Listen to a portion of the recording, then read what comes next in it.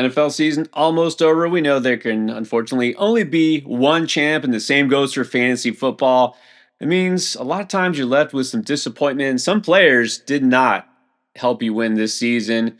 Could they bounce back next year? Well, we got a few in mind. How about six guys who were bust in 2024 that could bounce back big in 2025? And you know what? Let's start big. How about the biggest name, which was also, I guess, the biggest bust last year?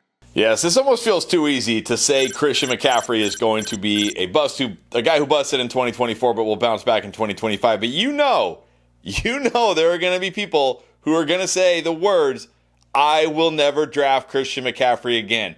Just like people said those same words before 2022, because that's right. Go back in time a little bit. Go back to 2020, back to 2021. Christian McCaffrey, after having 2 monster years in a row, played a combined 10 games over those seasons. And then going into 2022, people were like, I am never drafting Christian McCaffrey again. And then what did he do? He finishes the RB2, and that is why he's primed to bounce back this year, because a healthy Christian McCaffrey is not only one of the best running backs in fantasy, he's one of the best players in fantasy football. I know he burned us, but he's done this in the past. You can't get blinded by what he did last year, getting burned by your number 1 overall pick.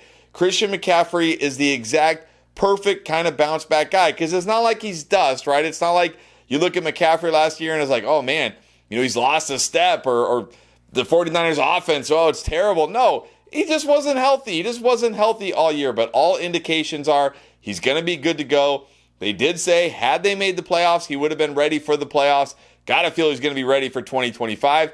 Got to hope Trent Williams is ready for 2025. This offense should be fine going into next season. He's still one of the best running backs, still one of the best players, and if he's fully healthy, we know he has the potential to be the highest scoring player in fantasy. Christian McCaffrey poised for a big bounce back. Please don't get scared off him just because he burned you in 2024. That was in the past. Look forward to the future and what he could do for you if he plays all 17. Well, ironically, in the year of the running back, probably the biggest bust after the RB1 CMC was a guy who was mostly being drafted as the RB2, Breece Hall. No way to explain how all the good running backs that were drafted early, except for the first 2, went off. But like for Breece Hall, I'm giving it a pass. Now, if you saw our top 10 running backs for 2025, the early version, of course, I had Breece Hall pretty high. And I had him higher than CMC even as well. I'm still in on CMC mostly, but I'm kind of more in on Breece Hall. Now, it doesn't mean I think the Jets are going to all of a sudden have this monster offense next year. They won't.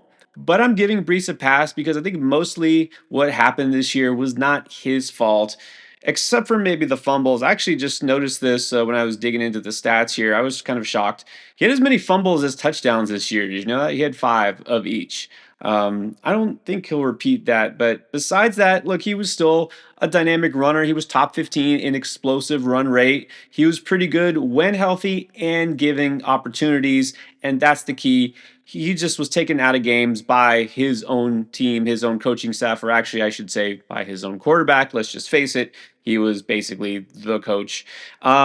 They're going to get back to basics with Aaron Glenn now as head coach. Remember, this is a defensive-minded coach. This is a guy who was a defensive back for the Jets, and then he was the defensive coordinator for the Lions. He is somebody who's not going to want to air it out. He's going to want to do what the Jets should have done all season long under Robert Saleh, who was a good coach, is play defense, run the ball, and then just control through the passing game, not air it out 40-plus times a game. Aaron Rodgers will be lucky if he's back with the Jets, and I hope he isn't, but even so, this will be a team that focuses on their best weapon, which is Breece Hall. I hope they get an upgrade at quarterback somehow, some way. But look, I think Breece Hall will get back to being Breece Hall, what he should have been, which is an elite running back. So that's what I'm pinning my hopes on, and while I might not draft him number 2 overall, I still think he's a first-round pick. Now, it was a great year for rookie wide receivers, except not so much for these 2 who were actually the 2 highest drafted. Now, Marvin Harrison Jr. is not as obvious as a bounce back as Christian McCaffrey, of course, but I still believe in Marvin Harrison Jr., and I believe he is going to bounce back in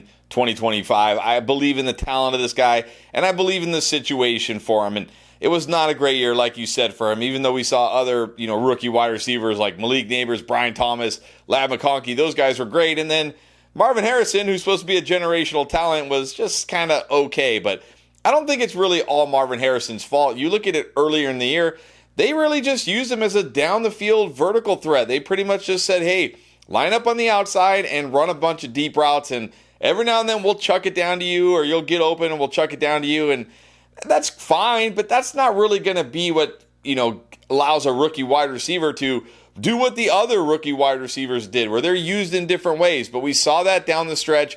They started to use him in better ways. Over the last 7 games, he had 6 or more targets in each of those games. And in 4 of those games, he had 8 or more targets. I got to think going into year two in this offense, they're bringing everybody back, right? All the coaching staff, all the players. They're going to find ways to get this guy more involved rather than just run deep. Use him more over the middle, those horizontal breaking routes. Line him up different positions all over the field. And when you look at this offense, yes, Trey McBride is a stud tight end, but he's still just a tight end. And then what do they have behind him? I mean, Michael Wilson, Greg Dortch. This should be Marvin Harrison as an alpha wide receiver 1 in fantasy. I still believe that Kyler Murray is a good enough QB to support Marvin Harrison as a stud wide receiver 1. So I know it was a disappointing first year for him, especially in relation to some of the other rookie wide receivers, but I'm not giving up on this guy yet. I think he's ready to bounce back. Sure, he was drafted way too high last year, of course, but this year I think he might be a value. Well, very similar pick for me. I'm going to go with Rome Odunze, the other receiver who was a top 10 draft pick, and the other one who was pretty disappointing for fantasy. Malik Neighbors somehow managed to be fairly good despite his quarterback situation. We thought Rome Odunze might actually be the one who makes the biggest impact because he had the number 1 quarterback on his team, and they had all these weapons. It was going to be a great situation. We saw how that turned out. But look, I think we have to have some faith. Even Bears fans might actually have to have some faith this year because they got their guy, head coach Ben Johnson. Let's see if he's really an offensive guru.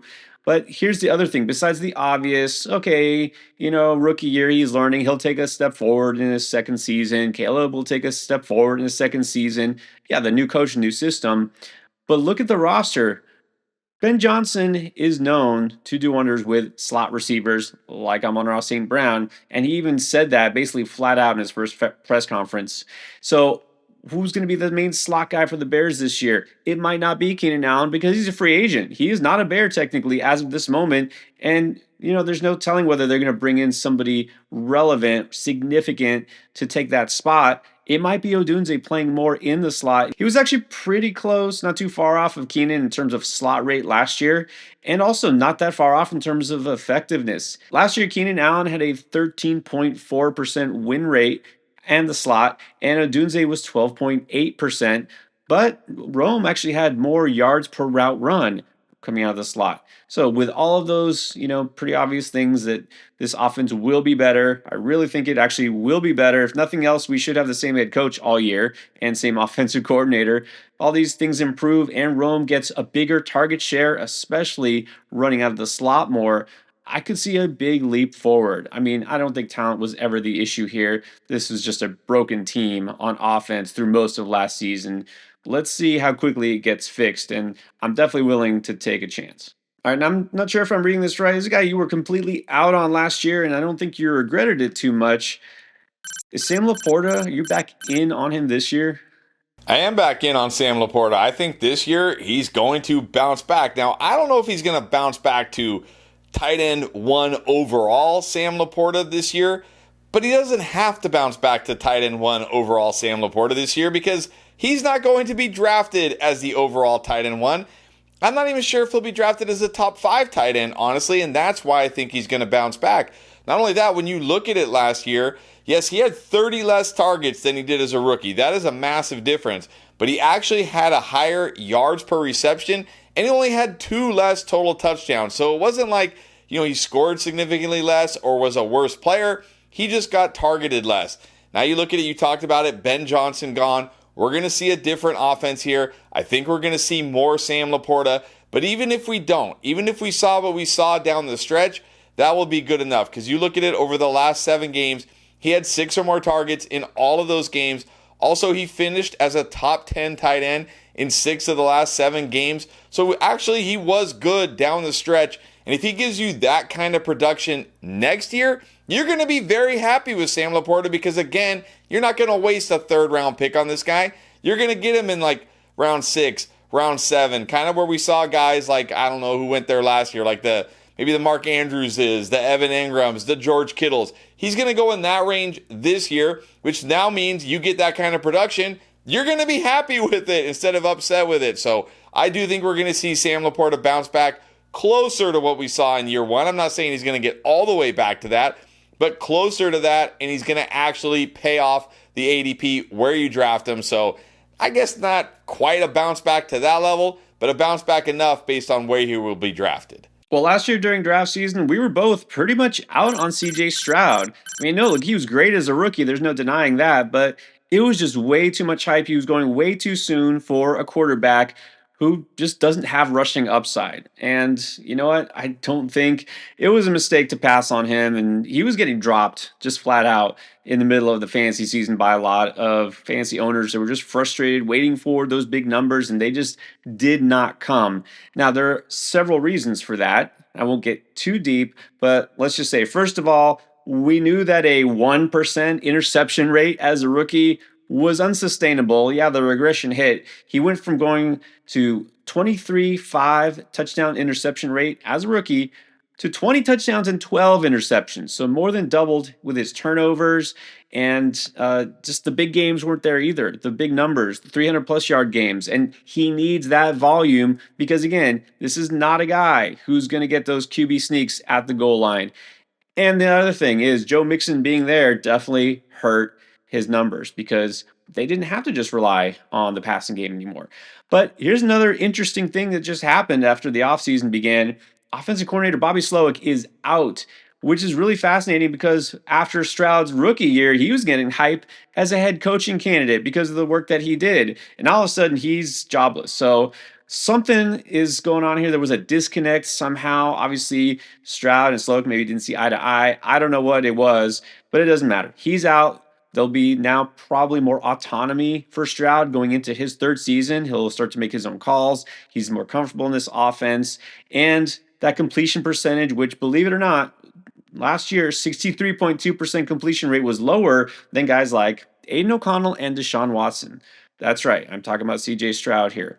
Look, he's going to get a new system on offense. He's going to have Stephon Diggs back. That obviously hurt. Tank Dell, well, he might not be back, but you figure they're going to do something. A lot of these early mock drafts for the NFL draft have them taking a receiver in round 2 or 3. And even if not, they're definitely going to address the biggest of the issues, offensive line. It feels like Stroud was, basically running for his life on every drop back. They're going to shore up that O-line in the draft, in free agency. So all told, I think we see a very nice bounce back season from Stroud. I'm still not going to put him as necessarily a top 5 fantasy QB because, again, he still doesn't run. But I think he'll be startable this year and definitely worth drafting where he's going to go. So where should you take some of these guys based on next year and their ADP? Well, it might be way too early. So, how about a way too early mock draft? Check it out.